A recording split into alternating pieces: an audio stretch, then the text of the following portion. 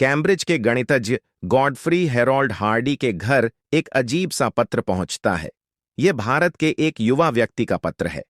वह लिखता है कि वह गरीब है, कभी विश्वविद्यालय नहीं गया, लेकिन उसने कुछ सूत्र लिखे हैं और वह उन पर राय चाहता है। उन सूत्रों में से कुछ इतने अद्भुत और अग्रणी हैं कि दुनिया के शीर्ष गणितज्ञ भी उन्हें समझने के लिए कई कई पन्ने खर्च कर सकते थे। ऐसा काम सिर्फ एक असली प्रतिभा ही कर सकती है, ऐसी प्रतिभा जैसी दुनिया ने शायद ही कभी देखी हो। भारत का एक गरीब युवक जो दिन रात गणितीय सूत्र लिखता रहता था, यह मानकर कि ये देवताओं से आए संदेश हैं। एक ऐसा व्यक्ति जिसकी धार्मिक मान्यताएं उसके आसपास की दुनिया से टकराती रहेंगी। एक ऐसा आदमी जिसकी जिंदगी हर मोड़ पर मौत की छाया से घिरी हुई थी। एक ऐसा गणितज्ञ जिसकी सृजनात्मक प्रतिभा शायद शिक्षा के कारण नहीं, बल्कि शिक्षा के अभाव के कारण उत्पन्न हुई थी। आज भी कई लोगों के लिए उसके रहस्यमय सूत्र पूरी तरह समझ से बाहर हैं।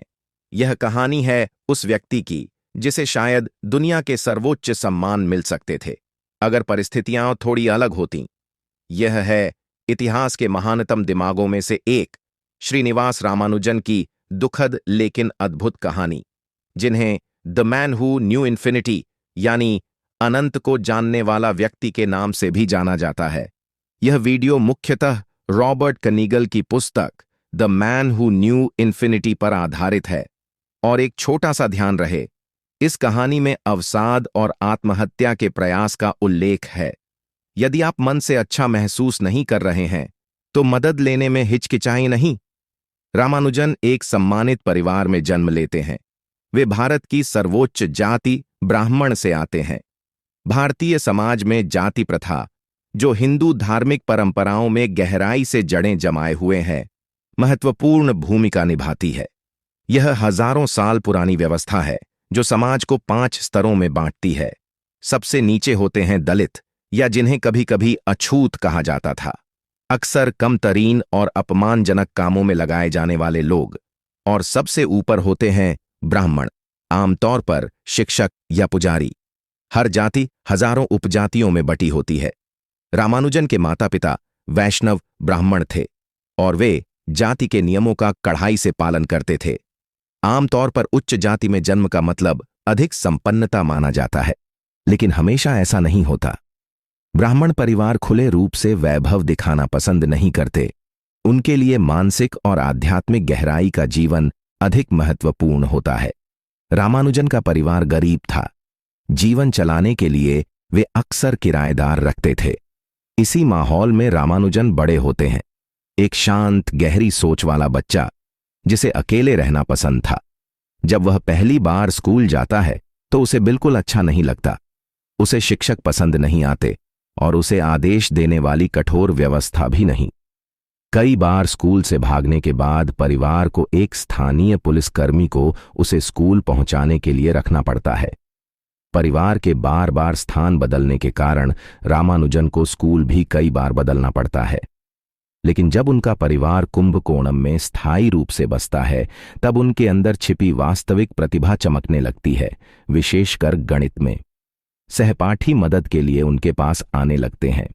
वे आधे समय में परीक्षा पूरी कर देते हैं और जल्द ही वे इतने आगे निकल जाते हैं कि अपने शिक्षकों को भी चुनौती देने लगते हैं। लगभग 13 वर्ष की उम्र में एक बार उनके गणित शिक्षक एक मूलभूत अवधारणा समझाने की कोशिश करते हैं। किसी भी संख्या को उसी से विभाजित करो, परिणाम हमेशा 1 होता है। चाहे 3 फलों को 3 लोगों में बांटो या 1000 फलों को 1000 लोगों में, हर व्यक्ति को 1 फल मिलेगा।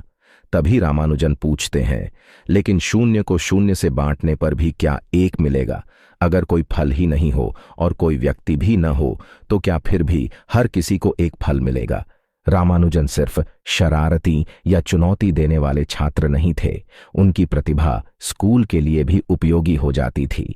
एक समय स्कूल को 1200 छात्रों को दर्जनों शिक्षकों के बीच बांटना था, जिसमें विशेष मामलों और व्यक्तिगत आवश्यकताओं को भी ध्यान में रखना था।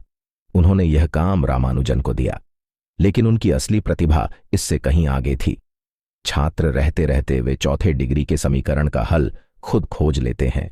यह पुनर्जागरण काल का एक प्रसिद्ध जटिल गणितीय सवाल था। वे अनंत श्रृंखला जैसी उन्नत अवधारणाओं में उतर जाते हैं। वे विषय जो सामान्य पाठ्यक्रम से बहुत ऊपर थे, उनके सहपाठी और यहां तक कि शिक्षक भी अक्सर नहीं समझ पाते थे कि रामानुजन किस बारे में बात कर रहे हैं। वे सिर्फ एक ही चीज चाहते थे, गणित की गहराई में और गहराई से उतरना।